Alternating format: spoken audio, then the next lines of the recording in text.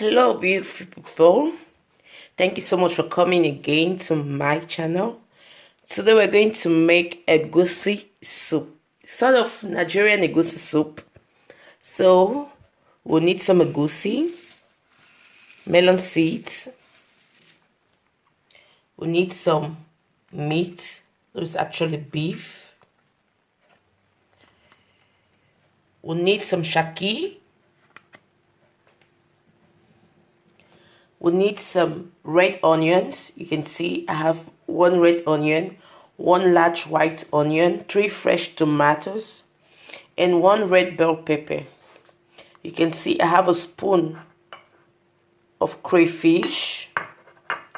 I have a spoon of black pepper directly from Africa. It has this taste it's gonna give to our egusi soup. It has this scent, the flavor is gonna add to our egusi soup directly from Africa. So it has all what the black pepper can actually give us. We have palm oil. I have spinach here. Yes, I don't have bitter leaf, so I have spinach. Spinach is going to replace our bitter leaf. I have dried or smoked tilapia. I have a video where I made smoked tilapia. If you don't know how to do it, do well to check it. I'm going to leave the description on the description box. You can see well dried. We have some meat seasoning, meat and fish seasoning. We have salt. We have crayfish seasoning. Okay, from Maggi. We have crayfish seasoning. Remember, we have just a spoon of crayfish and we have 2 Maggi cubes. So guys, here are the ingredients we need to make our beautiful Nigerian egusi soup. Okay, so guys, we're going to add our meat. We're going to add our shaki. We're going to add some onions. Actually, I sliced half of the red onions and 1/8 of the white onion. We're going to add all of that. We're going to add some salt. All of these depends on the quantity of food you're making. Really can estimate if it's a pinch of salt, a tablespoon of salt, because it depends on the quantity of food or quantity of sauce you're actually making. So add some seasoning. Okay.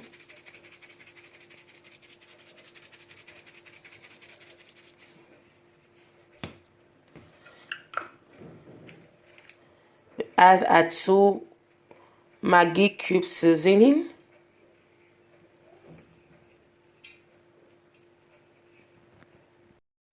So we're going to add a cup of water. Remember, it is as per what you're cooking, the quantity of what you're cooking. Yes, it's the quantity of what you're cooking that determines everything. And we're gonna put it on a fire to cook and actually boil.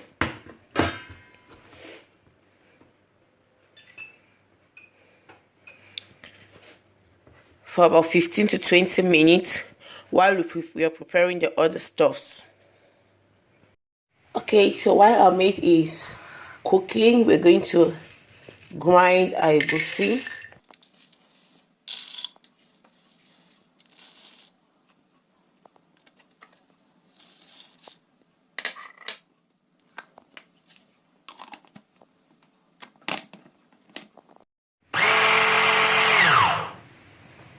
Okay guys, so actually if you grind your egusi, it will look this way. So I'll keep. Now I'm gonna grind a crayfish. It's very small together with a black pepper. I'm going to add a little of a grind egusi so you can add the quantity so the machine can blend without any problem.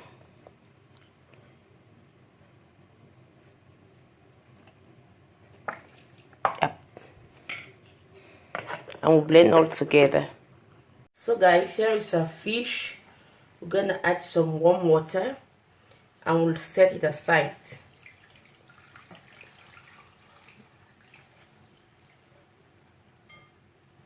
Add some warm water.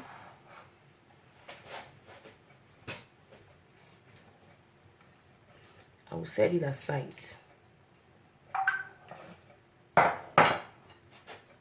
We're gonna chop these and put into our blender and we'll grind.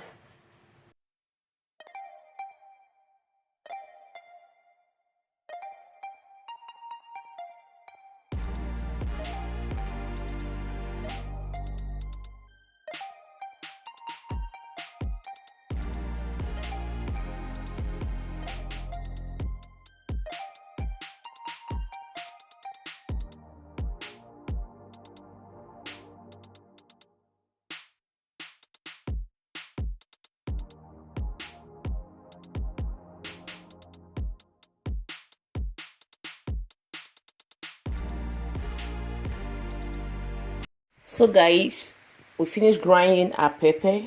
That's our tomatoes and all the bell pepper. You can see it here. We're going to pour in our oil because we're going to cook this egusi in the frying method. So we're going to boil in our oil, pour our oil. We're also going to pour the bell pepper and let it fry until it's dry.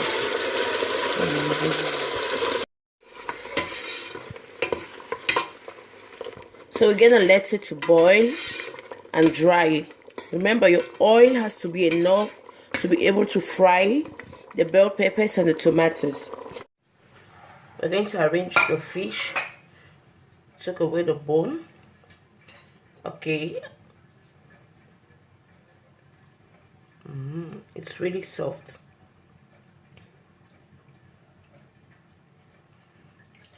I won't scatter the fish much.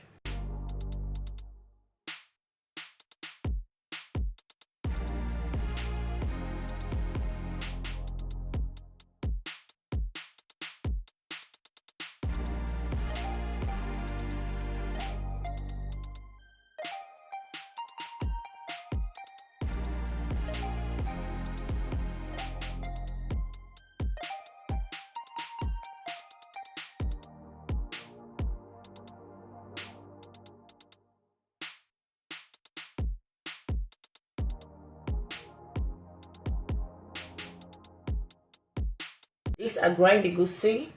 This is the other half of our red onions. So we're going to mix it all together. We're going to mix it all together. Yes. We smash it, we mix it all together. I use the red onion because of the savor.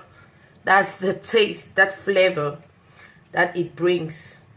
Yes, so remember this, I grind crayfish and black pepper mixed with some egusi because the quantity was small, so we're going to add it all together. You can see the difference is because of the presence of the egusi in here. So we're going to mix everything together. Mix everything and we'll start adding water.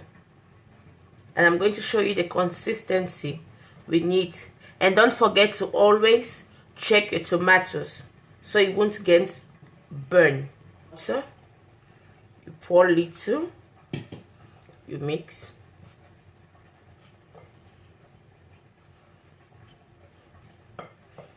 We want to have some kind of a paste-like of consistency. So we'll pour a little bit of water, we'll mix. Pour some more water.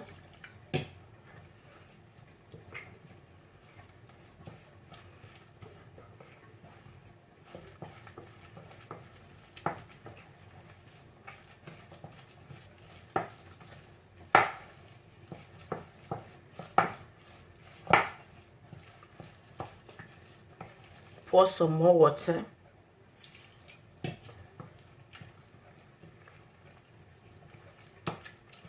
Keep mixing.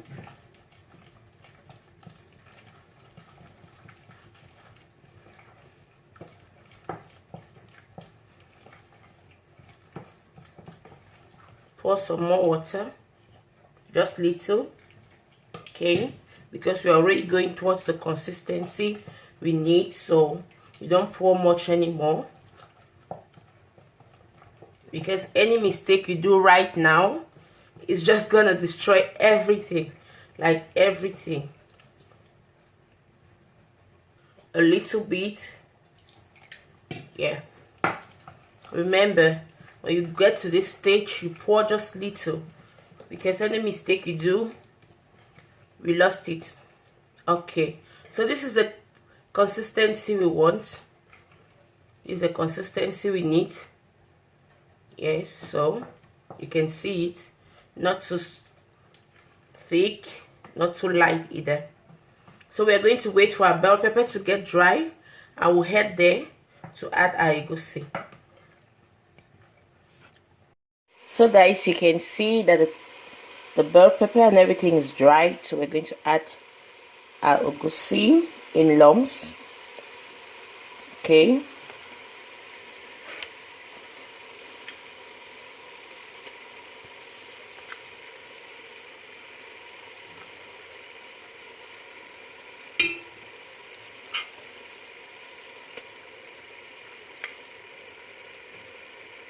Oh my god, the black pepper from that egusi really smells good, like good. I enjoy it. That's while adding the egusi, I can really get that scent, you know.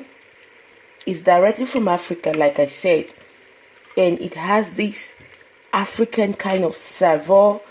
Oh god, I don't really know how to explain it, but if you've been to Africa or you're an African and you've tasted both black peppers, the one from the diaspora and the one back home, you know the difference. So when you actually want to cook something like a native meal, it's always advisable to use that one back home. Yes, the one you actually travel with. It's very important because it gives that kind of nostalgic taste or nostalgic flavor to your meals. So we are going to allow it to actually cook and dry and fry the egusi. Yes, we're going to allow it. We won't touch it, we won't disturb it. We'll allow it to actually fry the egusi for a while, and when it has had a hold of itself, and we'll come back to actually mix it, so to prevent it from burning. Okay guys, so you can see the egusi is quite dry. It is fried, everything is fried. So right now we are going to add our meat. Okay, we are going to add our shaki and the stalk and everything.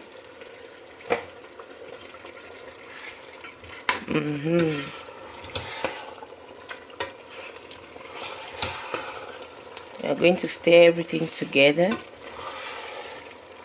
Yes, we'll give it some time.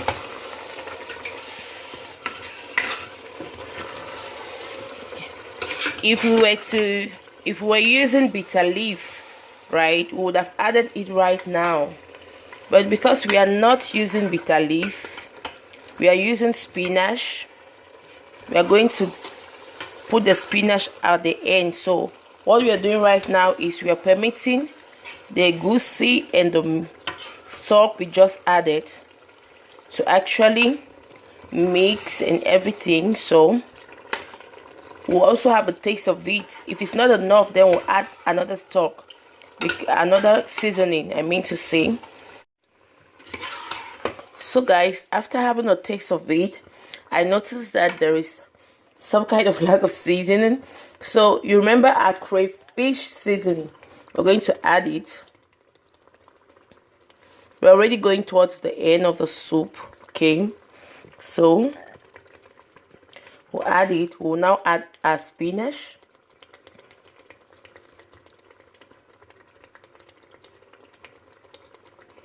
Add our spinach.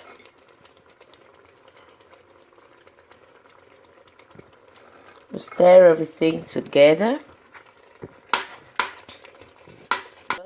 Guys, you can see our egusi soup. There's no burnt down. You can see our egusi soup. So we're going to add our fish.